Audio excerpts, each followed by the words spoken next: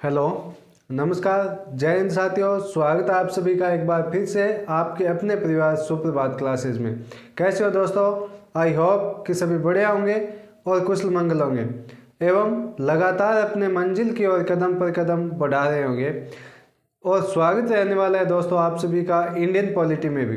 देखिए दोस्तों, Indian polity में अपन लोगों का जो पॉइंट चल रहा था वो चल रहा था स्वतंत्रता का अधिकार। और इसमें अपन लोगों ने पिछले व्याख्यान में अनुच्छेद 20 को कंप्लीट किया था और अनुच्छेद 21 पर अपनी चर्चा जारी थी। और आज इस व्याख्यान में अपन उसी चर्चा को आगे बढ़ाने जा रहे हैं, लेकिन उससे पहले मैं आप लोगों की वहीं से कड़ी जोड़ना चाहता हूं जहां से अपन लोगों ने पिछले व्याख्यान को छोड़ा था। तो देखिए दोस्तों, अपन बात कर रहे हैं अनुच्छेद 21 के बारे में।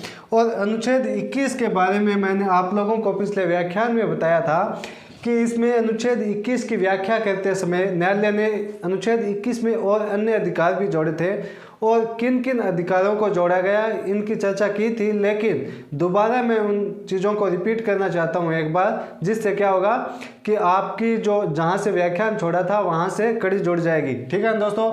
तो देखिए, अनुच्छेद 21 की बात करें अपन, तो इसमें न्यायालय ने इसका अनुच्छेद 21 की व्याख्या करते समय पहला जो अधिकार जोड़ा था वो जोड़ा था गरिमा युक्त जीवन जीने और विदेश जाने की स्वतंत्रता। गरिमा युक्त जीवन जीने और दूसरी क्या था दोस्तों? दूसरा कौन सी स्वतंत्रता थी? विदेश जाने का अधिकार। विदेश जाने का अधिकार यह किसका भाग है? अनुच्छेद 21 का। ये मैंने आप लोगों को पिछले व्याख्यान में भी बताया था और अब बता रहा हूँ आप लोगों को। ठीक है ना? ये कब जोड़ा गया तो आपको बता दिया गया है। ठीक है ना? उसके बाद में अपन बात करें कि उस अनुच्छेद 21 में और क्या जोड़ा गया, तो आपको बताया था मैंने क्या कि प्रत्येक व्यक्ति को क्या होगा, अपने मामले की शीघ्रता से सुनवाई करने का अधिकार है। ये भी अनुच्छेद 21 का ही भाग है, तो ये भी आपको लिखना है। प्रत्येक व्यक्ति को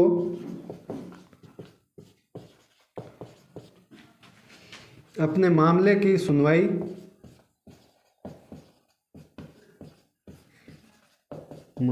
शीघ्रता से सुनवाई करने का अधिकार है। शीघ्रता से सुनवाई का अधिकार है, ये आपको ध्यान में रखना है। और ये बात भी किसका? अनुच्छेद 21 का ही भाग है दोस्तों, ये आपको ध्यान में रखना है। उसके बाद में क्या ध्यान में रखना है कि प्रत्येक व्यक्ति को स्वास्थ्य का अधिकार है। ये भी अनुच्छेद 21 का भाग है। तो प्रत्येक व्यक्ति को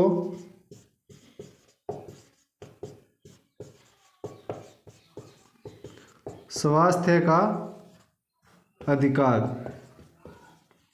इसके बाद में क्या जोड़ा गया कि प्रत्येक व्यक्ति को उचित समय पर इलाज का अधिकार है, और ये भी अनुच्छेद 21 का भाग माना गया है। ठीक है ना? प्रत्येक व्यक्ति को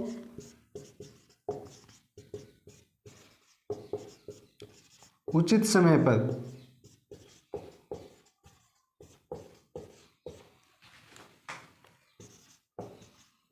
इलाज का अधिकार।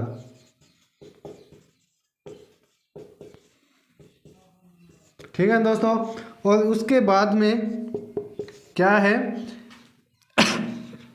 महिलाओं के यौन शोषण से सुरक्षा।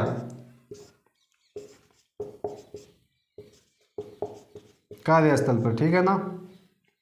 ये भी आपको ध्यान में रखना है। और यहाँ तक अपन लोगों ने पिछले व्याख्यान में बात की थी दोस्तों। अब अपन बात जारी करते हैं आगे, इससे आगे। तो इससे आगे आप लोगों को ध्यान में रखना है कि इसी में अनुच्छेद 21 में ही भोजन का जो अधिकार है उसको जोड़ा गया। कब जोड़ा गया?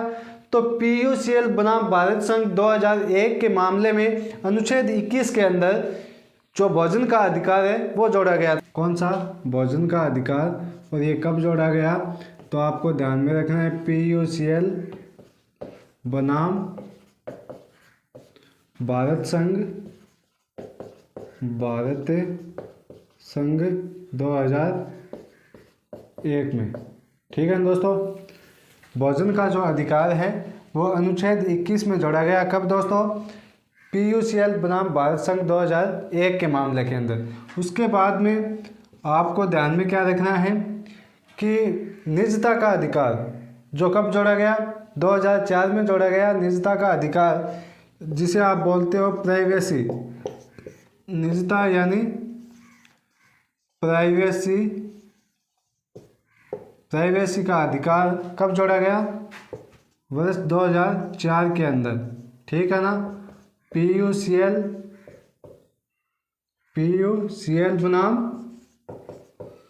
बनाम भारत संघ 2004 में जोड़ा गया दोस्तों। उसके बाद में आपको ध्यान में रखना है कि इसी अनुच्छेद 21 में क्या जोड़ा गया? शुद्ध पर्यावरण प्रदान करना। ठीक है दोस्तों, क्या जोड़ा गया? शुद्ध पर्यावरण प्रदान करना। तो उसके बाद में आपको ध्यान में रखना है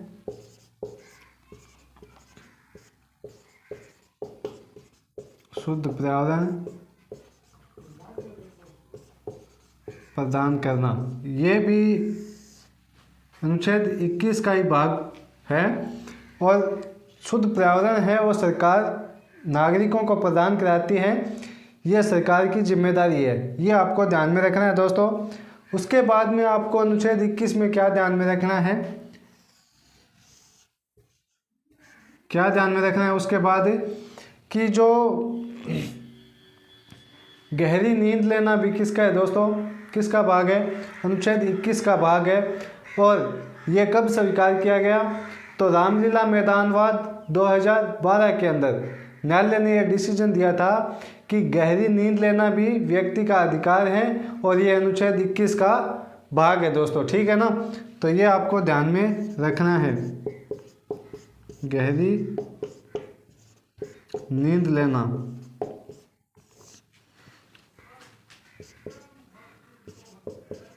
रामलीला मैदानवाद कब? 2012। ठीक है ना? और इसे क्या माना गया? अनुच्छेद 21 का भाग माना गया दोस्तों। ये आपको ध्यान में रखना है। ठीक है दोस्तों, ये आपको ध्यान में रखना है। एक बार आप इसको लिख लीजिए, उसके बाद में अपन आगे चलेंगे।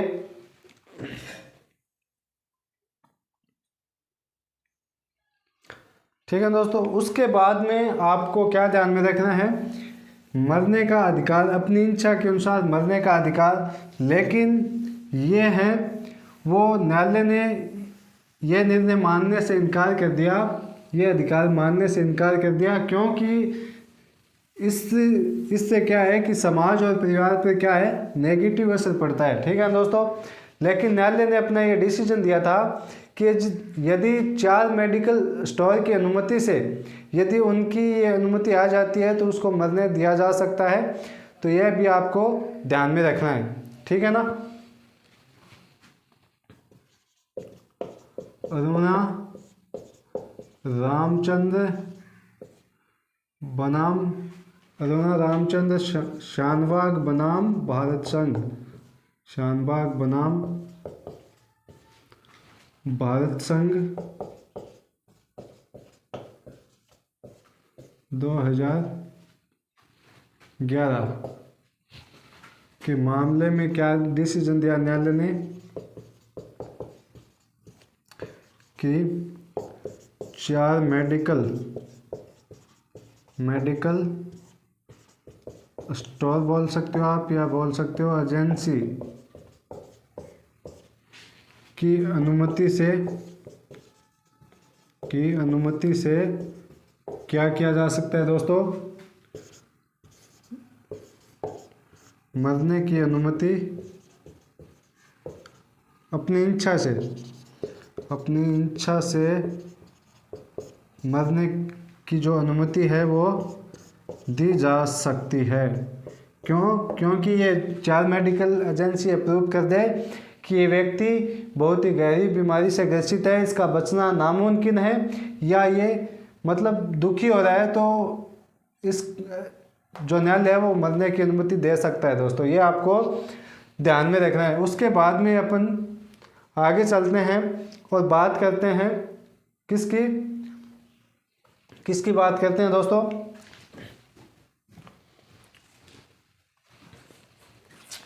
समलैंगिक संबंध। नवतेज कौर बनाम भारत संघ 2018 का मामला, ये आपको ध्यान में रखना है। नवतेज कौर बनाम भारत संघ कब का मामला है? 2018 का मामला है। इसका संबंध आपको ध्यान में रखना है कि यह नवतेज कौर बनाम भारत संघ 2018 का मामला का संबंध है, मामले का जो संबंध है वो किससे है दोस्तों? समलैंगिक संबंध से है।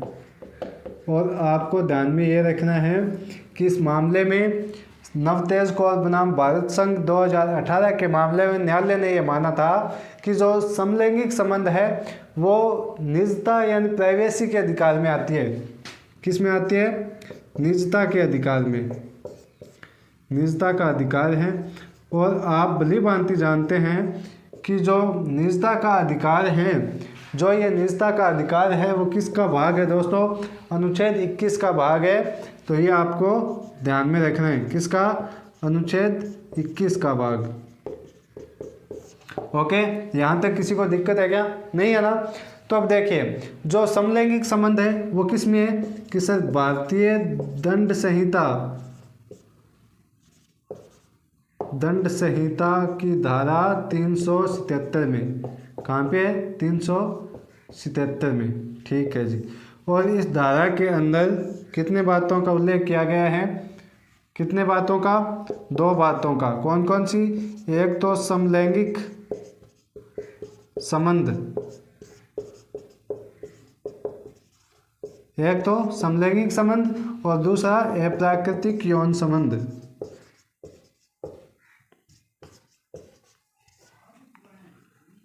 प्राकृतिक यौन संबंध, ये आपको ध्यान में रखना है।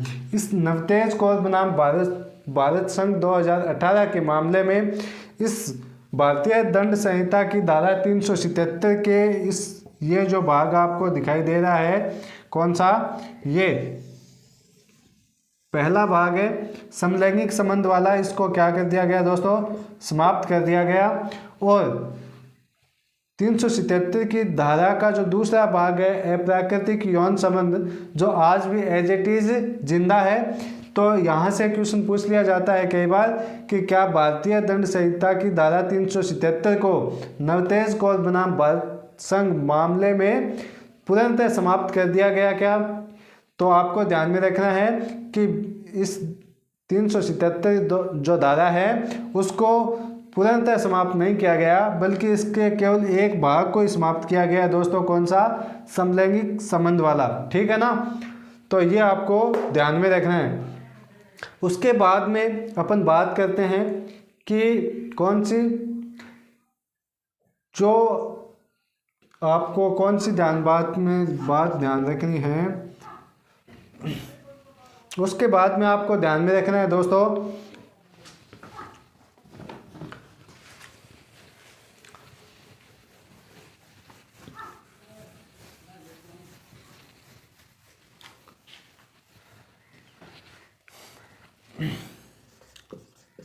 तहसील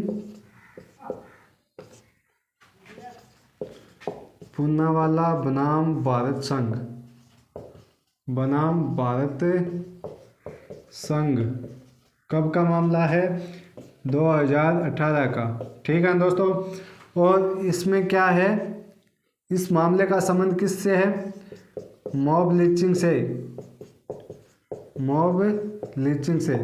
अब आपका सवाल ये है कि सर ये मॉब लिंचिंग क्या होता है? मॉब लिंचिंग क्या है? क्योंकि ये शब्द जो मॉब लिंचिंग है वो पहली बार आया है सामने, तो इसका मतलब बताइए। देखिए दोस्तों, कोई व्यक्ति या आप बोल सकते हो व्यक्ति समूह है, ठीक है ना, वो किसी जाति या धर्म से प्रभावित होकर कानून को अपने हाथ में लेकर किसी व्यक्ति या फिर व्यक्तियों के समूह के खिलाफ यदि हिंसा करता है तो वो कहा जाता है मॉब लिंचिंग। उसे क्या कहा जाता है? मॉब लिंचिंग कहा जाता है। और मॉब लिंचिंग को ध्यान में रखना है कि संविधान और